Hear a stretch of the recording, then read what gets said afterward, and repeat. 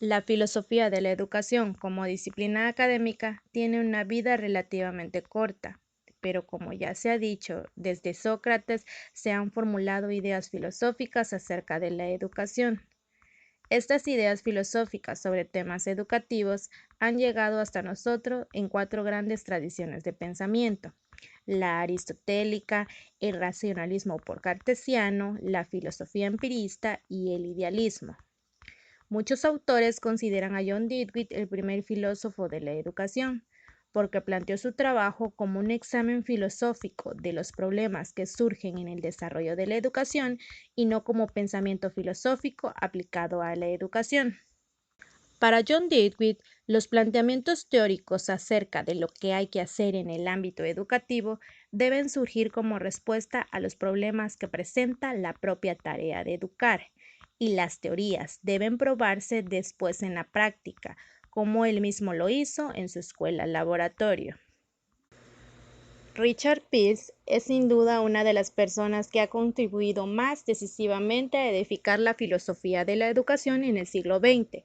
Figuras como Paul Hirsch, John Wilson, John Witt, bajo la dirección de Pearse, cultivaron un estilo nuevo de la filosofía de la educación, que ha tenido gran repercusión en el desarrollo de esta disciplina, sobre todo en el ámbito anglosajón. Peirce defendió que la filosofía de la educación debía ocuparse en primer término del análisis lógico de los conceptos empleados en el discurso pedagógico y de la fundamentación de los conocimientos, creencias, acciones y actividades educativas antes de responder a las cuestiones relativas a su justificación y la normatividad. En su filosofía plantea dos preguntas que enmarcan el paradigma de la filosofía de la educación. ¿Qué se entiende por educación? ¿Cómo se puede mostrar que la educación es algo valioso? También desarrolló su trabajo en cuatro áreas fundamentales. Número 1.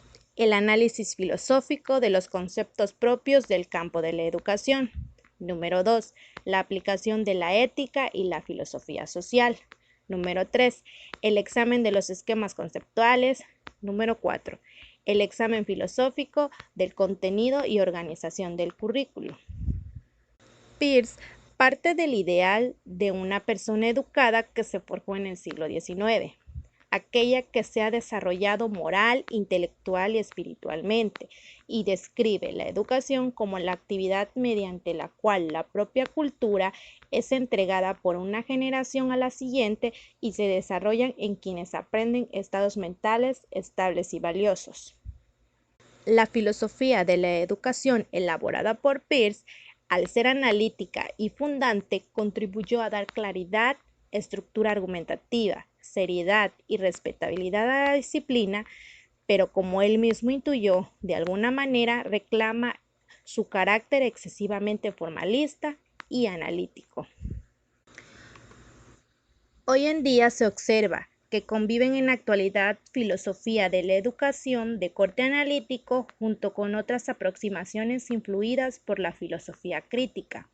Si bien algunas que se plantean en la actualidad, como el personalismo o la hermenéutica, fueron ya tratadas por Sócrates, otras han ido surgiendo al hilo del desarrollo histórico humano, como la educación multicultural en un mundo globalizado, la educación para la democracia o para el desarrollo sostenible, entre otras.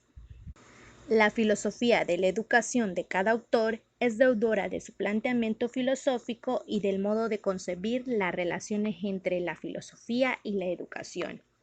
En conjunto, se pueden hablar de 6 grandes metodologías utilizadas para elaborar la filosofía de la educación, que son las que conferencian unos estilos filosóficos de los otros, los cuales mencionaremos a continuación. Número 1. La filosofía de la educación descriptiva. Número 2. La filosofía de la educación para educadores. Número 3. La filosofía de la educación como análisis metafísico de cuestiones educativas. Número 4. La filosofía analítica de la educación. Número 5. La filosofía de la educación reflexiva. Número 6. El enfoque deductivo de la filosofía de la educación llamado de los ismos.